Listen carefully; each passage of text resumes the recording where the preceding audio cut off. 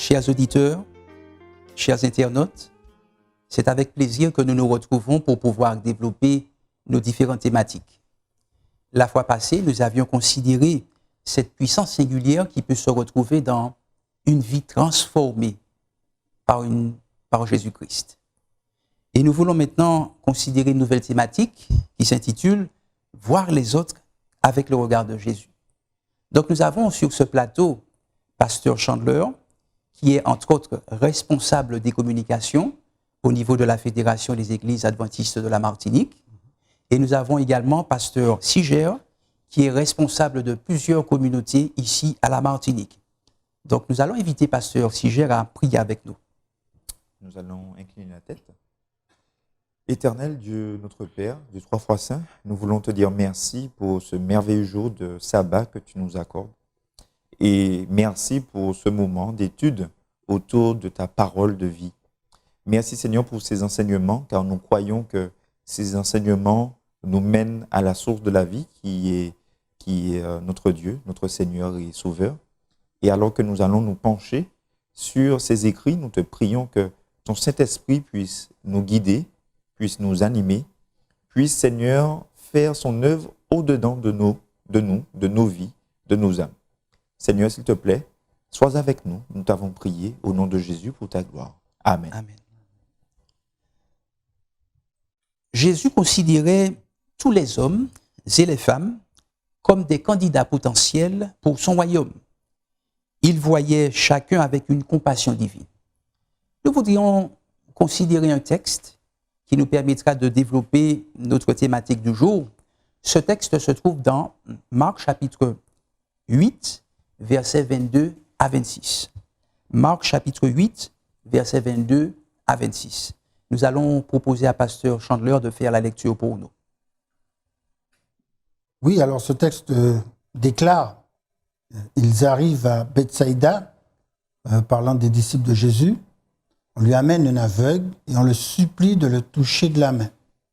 Il prit l'aveugle par la main et le conduisit hors du village, puis il lui cracha sur les yeux et lui imposa les mains en lui demandant « Vois-tu quelque chose ?» Il ouvrait les yeux et il disait « Je vois des gens. Je les vois comme des arbres, mais ils marchent. » Il lui remit les mains sur les yeux, et quand l'aveugle ouvrit grand les yeux, il était rétabli et voyait tout distinctement. Alors il le renvoya chez lui en disant « Ne rentre même pas au village. » Très bien. Donc c'est ici-là une guérison opérée par Jésus. Jésus qui va faire la rencontre d'un homme aveugle, et cet homme sera guéri d'une manière spéciale par Jésus. Et nous allons aussi noter que cette guérison va se faire en deux temps. Lorsque nous faisons une lecture de ce texte, n'y a-t-il pas des mots-clés que nous pourrions souligner dans ce texte-là? Et s'il y en a, quels sont ces mots que vous voudriez souligner?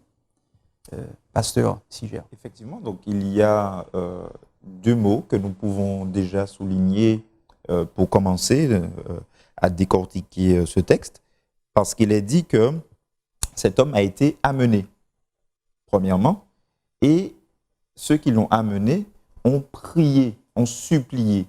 C'est-à-dire qu'ils ont vu le besoin de leur ami, de l'homme en question qui avait besoin de cette guérison.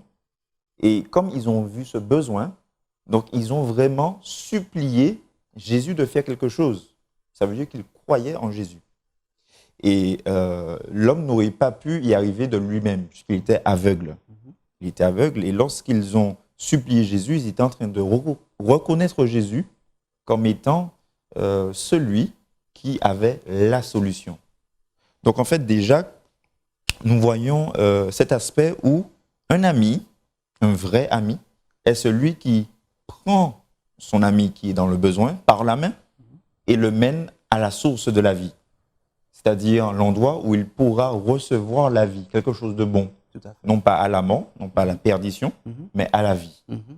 Et ce que je voudrais également souligner dans ce texte, c'est que comme tu l'as effectivement dénoté, c'est que cette guérison, ce miracle a été réalisé en 2 fois. Tout à fait. Donc c'est vraiment important, puisque remarquons bien que En premier lieu, Jésus va toucher cet aveugle. Oui. Il va le toucher, dit la Bible, d'accord? Et ensuite, donc, on peut dire que ce premier toucher peut faire référence au contact. Lorsqu'on découvre Jésus-Christ, on a ce contact avec Jésus, c'est-à-dire on découvre le Maître. Oui. On découvre qui est cette personne qui peut nous apporter le salut dans ce monde troublé. Tout à fait. Maintenant, la Bible dit ensuite, donc je continue au verset 23, ce qui se passe, c'est que Jésus va faire une deuxième chose. Alors, pardon, c'est toujours dans la première étape, donc l'étape du contact. Oui. Jésus va maintenant mettre de la salive sur les yeux. Comment peut-on expliquer cela, qu'il puisse mettre de la salive sur les yeux? Alors, c'est une très bonne question parce qu'on sait que dans la Bible, l'eau est une image qui fait référence à la vie. Oui. Et Jésus, en mettant justement cette salive sur les yeux de l'homme, et nous savons également que les yeux font référence à la vision. La vision, c'est-à-dire ce qui nous permet de voir. Oui. Et nous savons également que ce qui nous permet de voir, spirituellement, c'est ce qui nous permet d'avancer. D'accord? Et bien sûr, quand un homme est voilé spirituellement, c'est-à-dire quand il ne voit pas, il ne peut pas avancer. Exact. Et quand justement Dieu va mettre sa salive, c'est-à-dire cet aspect de l'eau qui produit la vie, sur la vision, sur les yeux de l'homme, il est en train de lui apporter un élément qui pourrait lui offrir une possibilité de vie. Tout à fait. Et donc, quand cet homme-là, justement, va recevoir cette salive, il sera béni également, Oui. parce qu'après cette salive qu'il va recevoir, le Seigneur va lui imposer les mains. Exact. Il va toucher les mains, c'est-à-dire comme si toutes les fois où le Seigneur touche, ça veut dire qu'il bénit. Béni. Et là, il y a la première étape, c'est-à-dire que, eh bien, que sa vision va changer. Oui.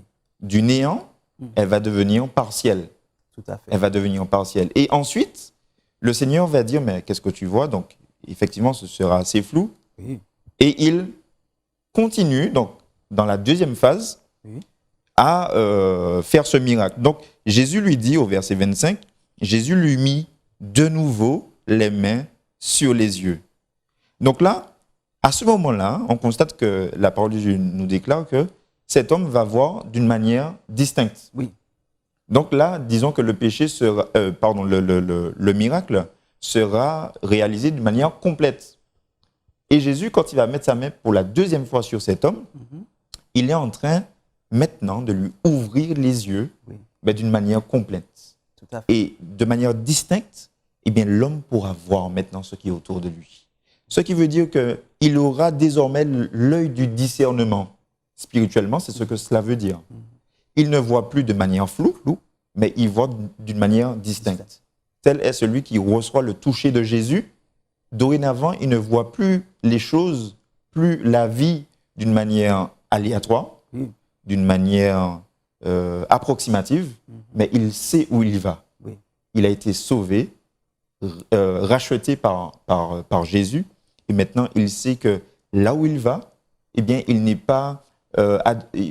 va pas entreprendre un chemin à demi-mesure. Exact. Mais il sait, il est convaincu, il est affermi, il est vraiment ancré pour que son chemin ne soit pas dévié par l'ennemi, mais qu'il soit vraiment dans le chemin de l'éternité. Tout à Donc fait. je trouve que c'est formidable de voir également cet aspect. Magnifique. Alors, pasteur Chantléon, il n'y a-t-il pas un côté intentionnel de la part de Jésus de faire un miracle en 2 temps, alors qu'on sait que Jésus a l'habitude de guérir en 1 temps en général? Est-ce qu'il n'y a pas un côté intentionnel de la part du Christ de faire ce miracle en 2 temps? Oui, bien sûr. Alors, mais je voudrais tout d'abord faire souligner une chose, c'est que dans notre témoignage, Oui. nous avons autour de nous des personnes qui sont des aveugles spirituels. Oui. Donc, des personnes qui ne voient pas la vérité, Oui. qui ne comprennent pas la vérité, Oui. qui ne savent pas quelle est la solution à leurs problèmes et que cette solution elle est spirituelle. Oui. Et nous, en tant que chrétiens, des personnes qui croient en Jésus, eh bien, nous avons ce que la Bible appelle le discernement spirituel. Et par conséquent, cet homme qui est aveugle, il représente la personne qui ne connaît pas Jésus et qui non seulement ne connaît pas Jésus, mais qui ne peut pas arriver à Jésus parce qu'il est aveugle. Donc c'est à nous d'amener quelqu'un à Jésus. Et c'est vrai qu'il y a des personnes qui ne vont pas spontanément penser à Jésus, spontanément penser à lire leur Bible, spontanément penser aux choses spirituelles comme étant ce qui peut apporter la solution à leurs problèmes. Tout à fait. Donc nous avons cette responsabilité en tant que chrétiens, eh bien, de les amener vers Jésus. Maintenant, quand cette personne est amenée vers Jésus, Jésus ne lui ouvre pas les yeux immédiatement. Et là aussi, il y a quelque chose de très significatif là-dedans, parce que très souvent, il va s'adresser d'abord aux besoins immédiats de cette personne, qui n'est pas forcément un besoin spirituel. Tout à fait. La solution réelle par rapport au problème du mal, du péché, elle est spirituelle. Oui. C'est Jésus-Christ lui-même, en fait. C'est lui qui est le chemin, la vérité et la vie. C'est par la croix que la solution est apportée. Mais avant de faire cela, très souvent, eh bien, Dieu va utiliser des processus que je vais qualifier de naturels, de matériels, comme par exemple quelqu'un a faim, eh bien on va lui donner à manger avant de lui apporter le pain spirituel. Tout à fait. Et dans le cas de cet homme, il est aveugle, eh bien sa vue est restaurée, je dirais progressivement, par un moyen qui est naturel, c'est-à-dire que Jésus crache par terre, il fait une petite boue avec de l'argile, etc. Il se trouve que dans le monde naturel, lorsque vous faites ça, ça peut aider effectivement à résoudre, notamment partiellement, des problèmes de cécité. Et ça, c'est intéressant parce que Dieu peut utiliser différentes choses, des processus naturels pour pouvoir nous aider dans nos différents besoins avant d'adresser le problème fondamental, qui est un problème spirituel, pour que l'individu puisse voir complètement et totalement. Tout à fait, pleinement. Alors, on voit qu'il y a cette guérison qui a été produite par Jésus. Et ce aussi que nous pourrions noter également, c'est cette première vision que l'aveugle a eue. Le texte nous dit qu'il voit les personnes autour de lui comme étant des arbres, mais des arbres qui marchent.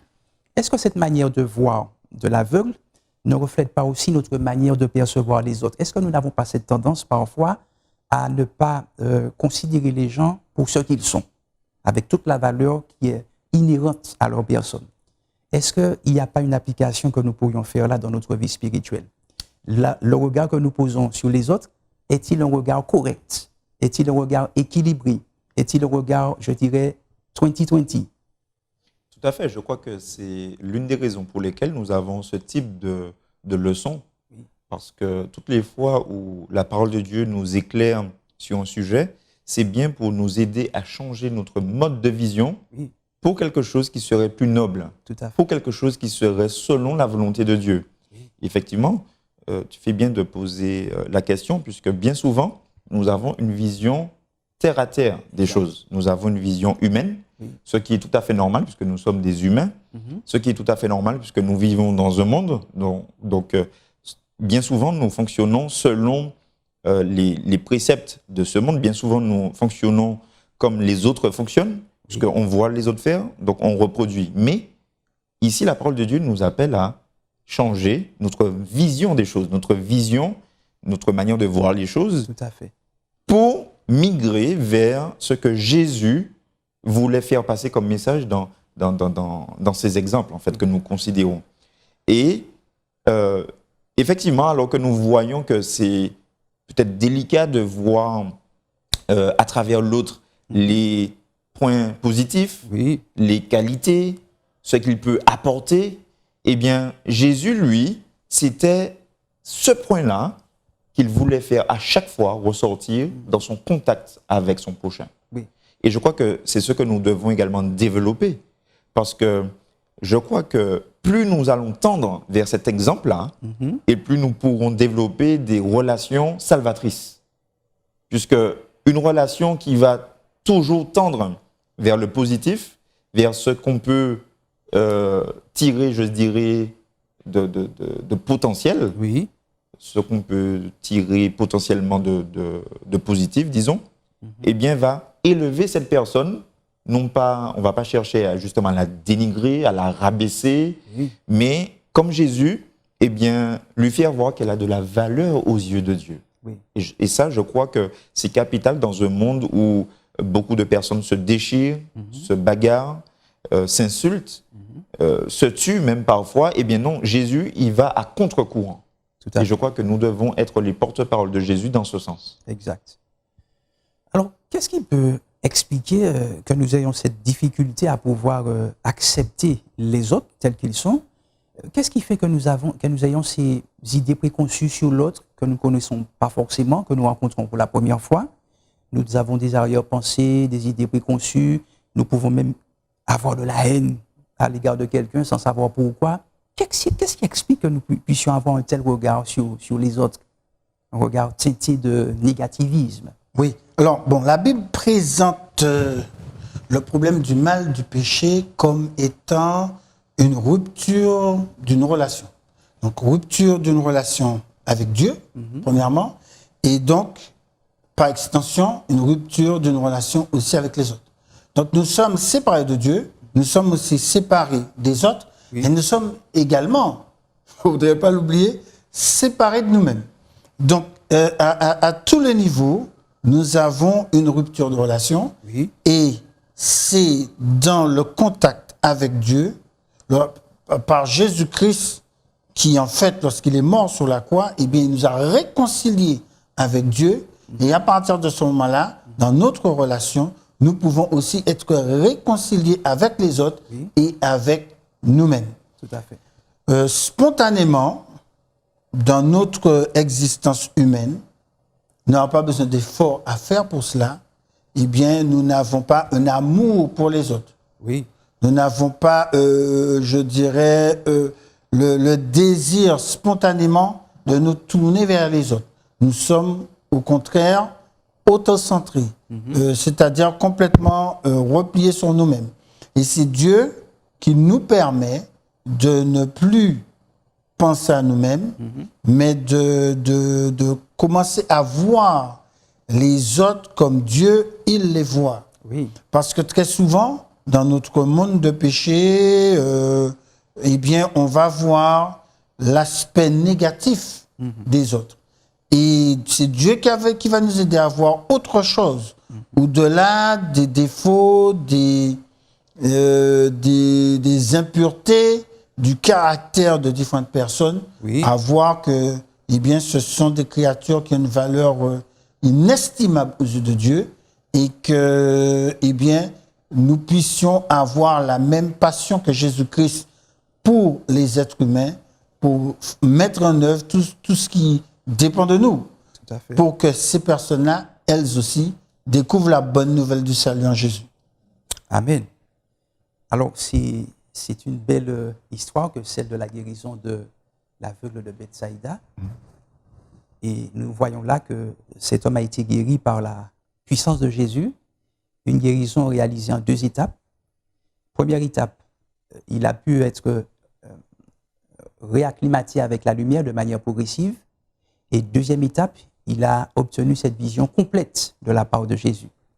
Alors nous voyons là que la vision de cet homme a été transformée par le toucher de Jésus et l'application spirituelle que nous pourrions aussi faire pour notre vie, c'est que c'est une rencontre avec Jésus qui va effectivement transformer le regard que nous portons sur les autres.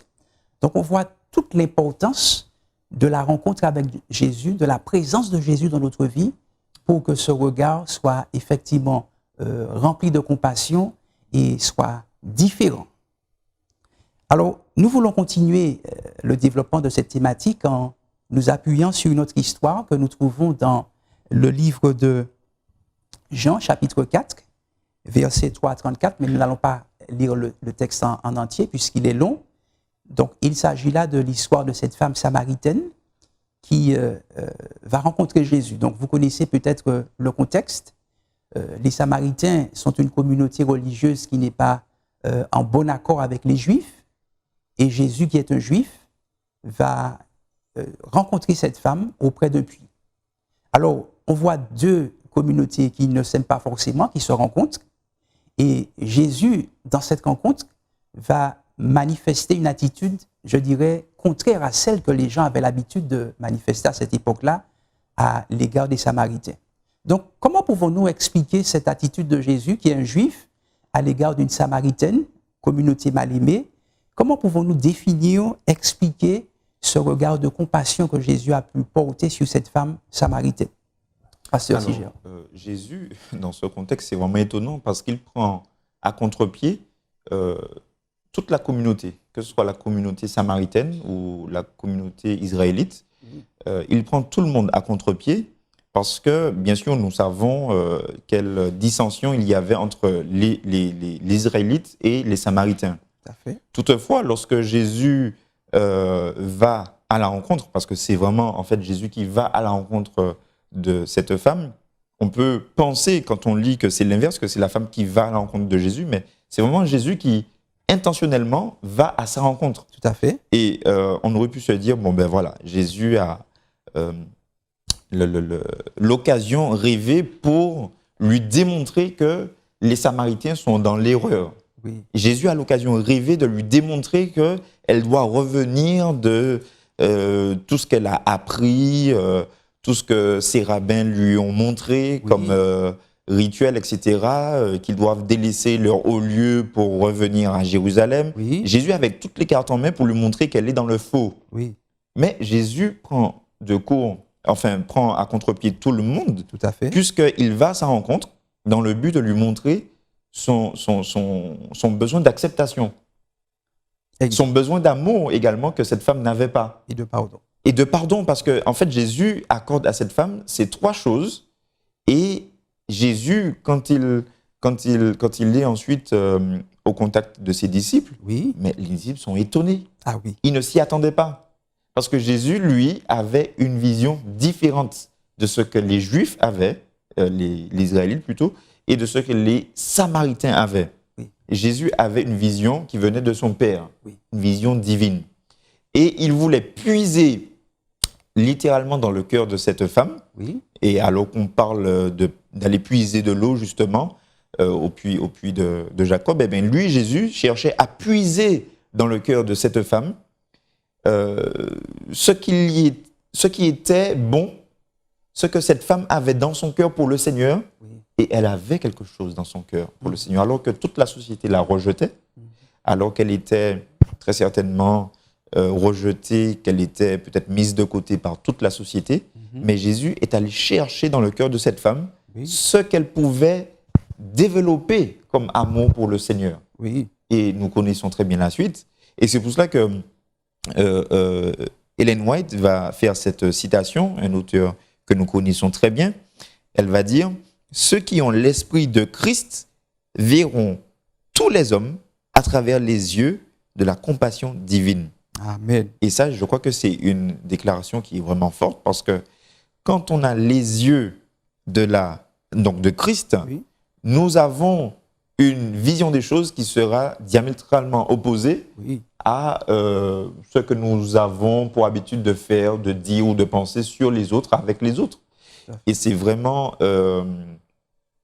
comment dirais-je, une autre manière de voir les choses qui va s'installer, puisque nous serons non pas dans une manière de toujours pointer du doigt, ou alors même parfois en faisant des blagues. Nous avons tendance parfois à nous rabaisser, à nous insulter avec des blagues qui, selon nous, voilà, pour détendre l'atmosphère, qui font rigoler, etc. Mais non, ça peut, dans le fort intérieur, blesser quelqu'un. Oui. Ça peut, dans le fort intérieur, faire comprendre à la personne, écoute, tu es moins que rien, tout le monde peut faire mieux que toi, tu es un raté, tout ce que tu entreprends échoue. Mais non, Jésus, lui, il va faire autrement, différemment.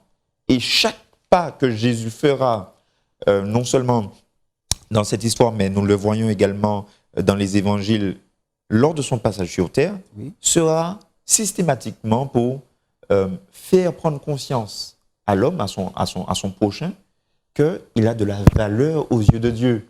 Et c'est pour cela que Ellen White souligne avec la compassion divine. La compassion divine. C'est en fait l'amour infini de Dieu qui va chercher l'homme dans son bourbier, qui va chercher l'homme au plus profond de la boue, de la mare de boue. Et ça, je crois que c'est incomparable avec ce que nous vivons aujourd'hui. C'est un évangile différent. Tout à fait. C'est très, très beau ce que vous dites. Et quand on considère un peu la société dans laquelle on est, avec cette multiplicité de personnes, je dirais SDF ou sans-abri ou sur le bord de la route, on voit que ces personnes sont confrontées à un rejet assez important de la part de la population. Alors, ça a l'air compliqué pour la population d'accepter ces personnes qui sont sur le bord de la route. On se demande, est-ce que c'est possible finalement d'avoir ce regard de compassion? Est-ce que c'est possible de l'avoir véritablement? Jésus l'avait. Mais à notre époque, est-ce que c'est encore possible de pouvoir développer ce regard de compassion au vu de ce que nous constatons dans notre société actuelle? Oui, bien sûr. Maintenant, lorsqu'on regarde l'histoire de la femme samaritaine, c'est vraiment l'exemple parfait de ce qu'il faut faire dans notre témoignage, dans la manière d'aborder les gens. Et Jésus va utiliser 2 ou 3 étapes pour pouvoir partir d'un point qui est commun avec la femme samaritaine et l'amener là où il veut lui faire comprendre qu'il est Christ et qu'il est le salut, la vérité et la vie. Il part d'un point central qui est celui que la femme a un besoin, elle est venue chercher de l'eau. Elle est venue au puits, elle est venue chercher de l'eau, et Jésus va attirer son attention sur le point qu'elle a besoin de l'eau. Et il pose une question, donne-moi à boire. Et cette question intrigue la femme parce qu'elle se dit, tiens, mais pourquoi tu me demandes à boire? Tu es un homme, c'est moi plutôt que tu te demandes, aide-moi à pouvoir puiser dans l'eau, dans le puits, d'accord? C'est la première chose. Et deuxièmement, tu es un juif. Et à partir de cela, Jésus va attirer son attention sur quelque chose d'autre, puisqu'il lui dit, oui, mais si tu savais qui était celui qui te demande à boire, eh bien, tu aurais tenté de le faire. Et donc, il a cette approche pour pouvoir amener la femme à partir d'un sujet qui est profane. C'est comme si je suis dans une conversation avec quelqu'un et qu'on parle de football ou qu'on parle de politique ou de quoi que ce soit. Et à partir d'une conversation qui est totalement banale de tous les jours, je pars à partir de cette conversation-là, je vais amener cet individu sur un autre sujet, le sujet qui est le plus important, c'est-à-dire celui du salut éternel. Il y a une très grande leçon pour nous parce que très souvent, beaucoup de chrétiens,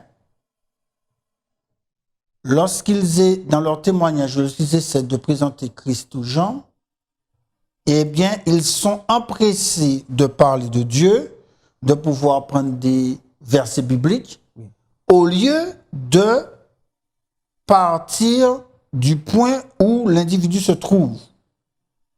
Si je suis avec un SDF, la première chose à faire, ce ne sera pas de lui parler de Jésus. Parce que son besoin, ce n'est pas Jésus. Dans l'immédiat, son besoin, c'est qu'il a faim, c'est la nourriture. Donc, c'est de voir comment je peux l'aider dans ce sens-là, ou encore au niveau du logement. Si je m'adresse à une autre catégorie de personnes, quelle qu'elle soit, c'est déjà de partir d'un point commun de discussion, et en partant de ce point commun qui n'a rien à voir avec l'évangile, qui peut être n'importe quel sujet, quelconque, eh bien, de l'amener progressivement vers l'eau vive. Vous remarquez bien, Jésus est parti. Donne-moi à boire. Il dit, voilà, je peux te proposer une autre eau que l'eau que tu viens chercher. Tout à fait. C'est l'eau vive. Et quand Jésus dit ça à la femme samaritaine, elle dit, ah, mais donne-moi cette eau-là. Comme ça, je n'ai pas besoin de venir rechercher cette eau-là. Oui. Et là, Jésus lui dit que quiconque qui vient à lui, eh bien, il n'aura plus jamais soif. Mhm. Et quand il a dit cela, Oui. la femme se dit, mais attends, tu es qui? Tu es prophète. Tu es un prophète, tu es le Messie, etc. Et Jésus a attiré son attention à ce moment-là sur la chose auquel il voulait l'amener, c'est-à-dire à savoir que son vrai besoin, c'est pas juste de l'eau pour boire, mais son vrai besoin, c'est un sauveur. Amen. Et dans notre témoignage, Oui. c'est l'approche que nous devons avoir. Au lieu de chercher directement, tout de suite, à présenter aux gens le message de la parole de Dieu, qui ne sont pas encore prêts à recevoir, Tout à fait. c'est que lorsque nous les abordons, nous parlons de choses de la vie, de tous les jours, qu'ils connaissent, et à ce moment-là, c'est plus facile, d'une part pour nous, de pouvoir leur parler, parce que là, on se demande, mais comment je vais faire pour pouvoir glisser un verset biblique ou pour pouvoir parler de Jésus? Il n'y a pas de difficulté. On parle de tout, de rien, du beau temps, du football, du dernier film qui est passé à la télévision, quel que soit. Ça, c'est un sujet qui intéresse cette personne. Et à partir de cela, Oui. on va amener cette personne progressivement des réalités quotidiennes à la réalité spirituelle qui est Jésus-Christ. Jésus, avec la femme samaritaine, utilise la méthode d'évangélisation, de communication Oui. parfaite pour amener quelqu'un qui, au départ, ne s'y intéresse pas Oui. à quelque chose qui est beaucoup plus important. Et une petite dernière chose, si j'ose dire, à partir de ce qui se trouve dans le texte, c'est que Jésus fait une chose extraordinaire, c'est que il dit à la femme, bon, va chercher ton mari. Oui. Elle dit, oui, mais j'ai pas de mari. Il dit, ah oui, effectivement, tu as eu 5 maris et celui que tu as maintenant, c'est pas ton mari. Et là, elle découvre, tiens, mais en plus de ça, il connaît ma vie. Mais comment ça se fait? Comment est-ce qu'il peut savoir tout cela? Et elle réalise, non, je ne suis pas devant n'importe qui. Comment est-ce qu'il peut savoir ça? Bon, maintenant, supposons que Jésus avait commencé par cela.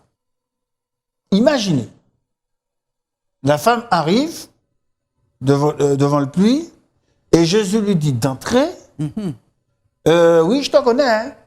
Tu as eu tant de maris, etc. Oui. La réaction de la femme, c'est un fou. Mais qui est ce gars? Elle aurait rejeté, même si c'est vrai, Oui. elle aurait rejeté ce qu'il a dit. Oui. La vérité doit être portée aux gens progressivement. C'est pour cela que dans l'image avec l'aveugle, Jésus aurait pu lui donner la vue tout de suite. Mais quelqu'un qui a été dans les ténèbres toute sa vie, eh bien, vous lui amenez la lumière, il est replongé immédiatement dans les ténèbres. Si quelqu'un se trouve dans une prison, il est au fond d'une prison dans les ténèbres, eh bien, pour que vous n'allez pas lui mettre la lumière tout de suite en lui disant tu es libre, mais on va peut-être venir avec une petite lampe pour qu'il puisse s'habituer progressivement à la vérité.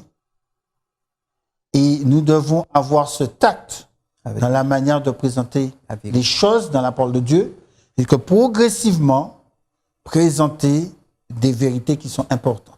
Ça, c'est essentiel. Dans notre témoignage, apprenons à partir des réalités de ce que les gens vivent. Dans un deuxième temps, à commencer à leur apporter certaines vérités bibliques, mais pas toute la lumière d'un seul coup, parce qu'ils ne seraient pas prêts à la recevoir. Et ensuite seulement, dans un troisième temps, eh bien, Jésus dit à la femme samaritaine, je suis le Christ. Elle pose d'ailleurs elle-même la question. Ça veut dire que Jésus l'a incité à aller dans cette direction. Elle dit, mais tu ne serais pas le Christ, le Messie, par hasard? Et à ce moment-là, il dit, je le suis. Moi qui te parle. Il n'est pas venu, il ne lui a pas dit d'entrer, je suis le Messie. elle l'aurait rejeté. Elle l'aurait rejeté. C'était vrai, mais elle l'aurait rejeté. Pourquoi? Parce que il fallait d'abord aller étape par étape pour pouvoir l'amener à cette réalisation que c'était lui le Messie. Et cela, c'est très important que tout chrétien qui partage sa foi ait cette même approche-là. C'est-à-dire qu'il va progressivement entraîner quelqu'un dans une conversation spirituelle pour laquelle cette personne n'était pas préparée avant de pouvoir lui présenter effectivement qui est Jésus. Tout à fait. Alors, on voit bien que ce regard de compassion ne nous dispense pas de faire preuve de méthodologie dans notre approche, dans notre interaction avec l'autre. Donc, il y a ce désir d'approcher l'autre, mais il y a aussi ce désir d'être à l'écoute des besoins, je dirais, immédiats de l'autre. Et à partir de cette découverte du besoin de l'autre, on peut construire un dialogue qui va aboutir à l'aspect spirituel, aux besoins spirituels de cette personne-là. Donc, ce regard de compassion, ce regard d'amour que nous allons porter, nous rend sages, nous rend à l'écoute de l'autre, et on n'est pas trop pressé de vouloir, d'entrée de jeu, partager des notions, des vérités bibliques, puisque la personne n'est pas forcément à l'écoute de cela, dans l'immédiat. Donc, on fait attention de voir quels peuvent être les besoins immédiats que nous pourrions satisfaire, et ensuite, à partir de là, conduire cette personne vers les réalités éternelles, vers le salut que seul Jésus peut lui accorder. Donc, ce sont de très, très belles expériences, de très beaux récits qui nous montrent l'importance de ce regard divin que Dieu voudrait que nous puissions porter. D'ailleurs, quand on parle de regard divin, remarquez qu'à la fin de l'histoire de la Samaritaine, les apôtres vont arriver et ils vont être surpris, puisqu'ils ont tellement l'habitude de porter un regard négatif sur certaines catégories de personnes, qu'ils vont être surpris de voir Jésus échanger avec une Samaritaine. Donc, ça montre là que les disciples avaient eux aussi besoin d'un lavage oculaire, si j'ose dire, de manière spirituelle. Et donc, Jésus a été là au bon moment pour pouvoir permettre que cet événement prenne place et que cela soit pour les disciples l'occasion de voir combien il est important que notre regard, ce regard que nous portons sur l'autre, soit changé et soit véritablement un regard que Jésus va transformer. Voilà. Très bien. Alors, nous voulons continuer avec un texte qui se trouve dans Actes chapitre 1, verset 8. Donc, ce texte dit, on va le considérer tout de suite, Actes chapitre 1, verset 8. Oui. Mais vous recevrez une puissance, le Saint-Esprit survenant sur vous, et vous serez mes témoins à Jérusalem, dans la Samarie et jusqu'aux extrémités de la terre. Très bien. Alors, quelles leçons nous pourrions retirer justement de ce texte-là quand on le considère? Alors, l'auteur nous présente une citation qui, pour moi, est fort belle.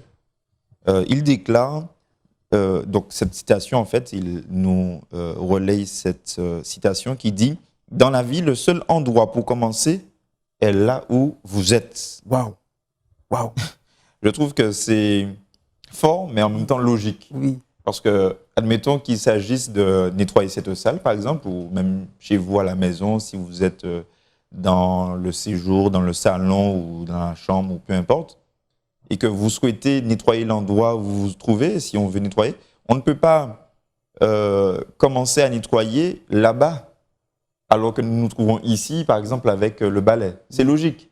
Donc, pour commencer un nettoyage, par exemple, dans une maison ou pour commencer, quel que soit le travail manuel, etc., eh bien, on ne peut commencer que l'endroit où on se trouve. Oui. Beaucoup de personnes ont tendance à se projeter dans l'avenir pour dire « oui, il y a une montagne de travail à accomplir » et ne peuvent pas commencer parce qu'ils regardent à la fin avant de regarder au début. Mais le Seigneur nous dit dans sa parole, il nous donne un enseignement vraiment formidable, puisque tout à l'heure on posait la question est-ce que c'est encore possible aujourd'hui d'avoir la vision de Jésus? Eh bien, il nous dit de commencer là où nous sommes, Oui. mais également avec ce que nous avons. Oui. Parce que souvenons-nous que il y a cette histoire qui me revient à l'esprit, l'histoire de la femme sunamite qui avait des dettes. Et le prophète de l'Éternel, Élisée, lui dit mais qu'est-ce que tu as dans ta maison? En d'autres termes, quels sont les atouts que tu as en main? Quelles sont les cartes que tu as en main? Alors il lui dit, bon, ben écoute, j'ai ce petit vase. Et en fait, il va utiliser ce vase-là, d'accord? Et Dieu également utilise ce que nous avons, là où nous sommes, avec ce que nous sommes, pour pouvoir débuter cette œuvre de rédemption, cette œuvre non seulement de rédemption pour nous, Oui. mais également pour nos semblables, pour notre prochain. Et je crois que c'est formidable parce que ça veut dire que chaque personne a quelque chose à faire pour Dieu. Tout à fait. Chaque personne peut faire quelque chose pour le Seigneur. Oui. Alors, même si je ne suis pas déjà personne âgée, personne d'âge mûr, même si je n'ai pas encore de carrière, même si je n'ai pas encore de diplôme, même si je ne suis que, par exemple, dans les petites classes encore, des fois on se dit, bon, je suis encore trop jeune, même si je ne suis pas encore dans l'église depuis plusieurs années, même si je ne suis pas un grand prédicateur, même si je ne suis pas... Des fois on se fait tellement de films, Oui. je dois avoir cette notoriété ou cette position pour pouvoir commencer à travailler pour le Seigneur. Mais ça, c'est pas vrai. Ça, c'est vraiment l'ennemi qui nous pousse à croire cela pour nous dire on n'est pas encore prêt, on ne peut rien faire pour Dieu. Et la meilleure manière de se rouiller, c'est de rester inactif. Alors là, on voit que la Bible nous dit qu'ils ont commencé tout près d'eux, les apôtres, à Jérusalem, après sur le territoire national, et après il dit jusqu'aux extrémités de la terre. Tout à fait. Et c'est ce qu'André aussi a fait. Exact. Parce que lorsqu'il a reçu la nouvelle, il est allé voir son frère tout de suite pour lui dire, écoute, on a trouvé le Messie qu'on attendait déjà depuis tant d'années, que les prophètes même avaient annoncé, mais il est là. Oui. Et même avec le petit garçon qui, grâce à lui, oui, voilà, les 5 pains et les 2 petits poissons, Tout à fait. eh bien, très certainement qu'avant d'emmener sa corbeille au Christ, il avait peut-être déjà tissé une relation avec ce jeune homme. Puisque, en fait, s'il était à ses côtés, c'est que très certainement qu'il avait déjà abordé. Donc oui, je crois que nous pouvons vraiment, avec les moyens que nous avons, faire quelque chose pour le Seigneur. Ça, je crois que tout le monde doit avoir cette certitude. Et le Seigneur ne va jamais nous dire, écoute, je te mets de côté, tu n'es pas encore assez coriace, tu n'es pas encore... Non, je crois qu'il y a au moins une chose en chacun d'entre nous que le Seigneur peut justement utiliser pour son service. Bien sûr, nous devons être quand même dans ce cursus de faire la volonté, bien sûr, de Dieu. Exactement. Mais le plus important, Oui. surtout, c'est de nous rappeler que une puissance surviendra sur vous. C'est-à-dire que souvent, nous nous sentons incapables Oui. ou par rapport au témoignage que nous devons rendre, mais nous demandons à Dieu son aide Oui. et le Saint-Esprit va nous aider Oui. pour pouvoir faire en sorte que le témoignage soit rendu. Donc ça, c'est très important que nous puissions toujours garder à l'esprit que le Saint-Esprit, c'est celui qui peut nous inspirer dans l'action qui va être menée de manière à ce que tous les êtres humains, quel que soit là où ils sont, de près et de loin, eh bien, ils puissent connaître le message du salut. Très bien. Alors, pendant que tu parlais, je souriais, que vous parliez, je souriais parce que je me voyais déjà témoigner outre-mer, aller dans des pays étrangers ou non conquis pour pouvoir témoigner, mais en fait, sa propre famille, son propre foyer, c'est un très très beau champ où on peut partager, témoigner. Justement, quand on parle de famille, on voit que dans certaines familles, il y a de la part de l'un des difficultés à pouvoir emmener le reste de la famille à Jésus, par exemple. Qu'est-ce qui explique que dans certaines familles, il y ait cette difficulté à pouvoir, on va dire, témoigner de manière positive et emmener le reste de la famille à Jésus? Ou encore, qu'est-ce qui fait qu'on ait des difficultés à pouvoir témoigner positivement auprès des voisins proches, des voisins immédiats? Qu'est-ce qui peut expliquer qu'on a cette difficulté parfois que certaines personnes peuvent rencontrer? Nous avons un témoignage positif dans le voisinage. Alors, notre témoignage, le témoignage consiste tout simplement à faire partager avec d'autres l'expérience qu'on a avec Jésus. Oui. Donc, évidemment, il faut déjà commencer à avoir une expérience avec Dieu. Si je n'ai pas d'expérience, je n'ai rien à partager. Et d'autre part également, et ça c'est essentiel, nous sommes souvent très pressés de voir quelqu'un accepter Jésus. Oui. Et nous devons permettre aux gens, quels qu'ils soient, que ce soit nos parents, nos amis, nos collègues de travail, nos voisins, eh bien, de faire un cheminement, quel que soit le temps que cela prend.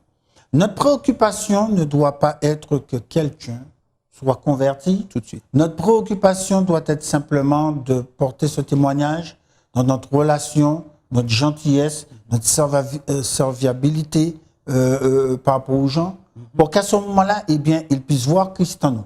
À partir du moment que nous faisons cela, eh bien, nous laissons à Dieu le soin de s'occuper des résultats. Oui. Et souvent, nous sommes préoccupés. Pourquoi est-ce que telle ou telle personne n'a pas encore accepté? Eh bien, le moment viendra où elle le fera, par la grâce de Dieu. Ce qui compte, c'est d'être fidèle à notre mission, de toujours, en toutes circonstances, eh bien, refléter toutes les caractéristiques du caractère de Jésus. Amen. Mais il y a également un aspect social, je crois que auquel chacun d'entre nous nous sommes confrontés.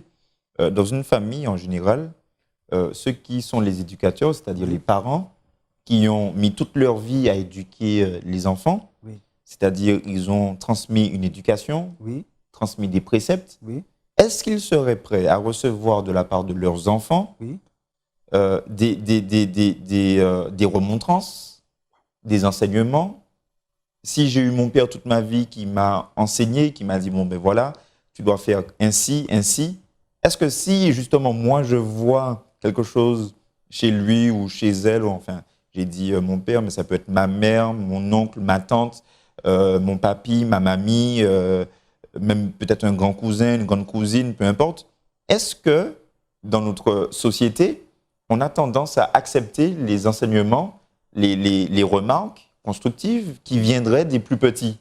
Oui. Ça, c'est également un problème. Oui. Parce qu'on a tendance peut-être à dire, peut-être que c'est moi qui l'ai élevé, maintenant il veut peut-être me retourner la monnaie de la pièce. Pour qui se prend-il? Pour qui se prend-elle? Ça peut être aussi une barrière, mais est-ce que ne pas réagir comme ça ne serait pas de l'orgueil? Est-ce que ça ne peut pas être un frein? Si mon enfant, si mon neveu, ma nièce voit quelque chose qui pourrait être changé en bien en moi et qu'il attire mon esprit sur cela. Enfin, j'ai pris le cadre de la famille, mais ça peut être également peut-être dans le cadre médical ou je ne sais pas, politique ou quel que soit, même au niveau de l'Église. Si quelqu'un qui, selon les hommes, serait plus bas que nous, je dis bien selon les hommes, puisque Dieu a une manière différente de voir les choses, où je crois que à ses yeux, tout le monde est égal. Sauf que les fonctions peut-être sont différentes. Mais est-ce que, justement, par rapport à cela, je serais prêt à recevoir? Est-ce que ce ne serait pas de l'orgueil si je dis, eh ben, écoute, j'ai déjà fait mes preuves, je n'ai rien à recevoir de toi? Tout à fait. Humilité, c'est très important. Voilà, l'humilité. Exact. Tout à fait. Nous avons passé un bon moment, chers internautes, chers auditeurs, dans cette étude. Et nous espérons que vous auriez retiré pas mal de leçons constructives pour votre vie personnelle et dans votre relation avec Dieu. Nous comprenons l'importance pour nous de porter un regard de compassion sur celui que nous rencontrons, un regard d'amour. Et ce regard, Dieu est capable de nous le donner. Si nous ne l'avons pas encore, Dieu est capable de nous aider à pouvoir accepter l'autre tel qu'il est et à voir ce que l'autre pourrait devenir si Dieu rentre dans sa vie. Que Dieu continue dans notre marche spirituelle à poser sur l'autre ce regard d'amour et de compassion. Nous voulons remercier Pasteur Chandler de nous avoir accompagnés, Pasteur Siger également, dans ce beau développement. Nous allons prier pour mettre fin à cette thématique. Pasteur Chandler. Notre Père Céleste, nous te disons merci pour ce moment d'échange. Aide-nous à regarder à Jésus, notre modèle, dans la manière de témoigner. Et celui qui considère chaque personne comme étant précieuse aux yeux de Dieu. Bénis-nous tous, nous te le demandons dans Jésus. Amen. Amen.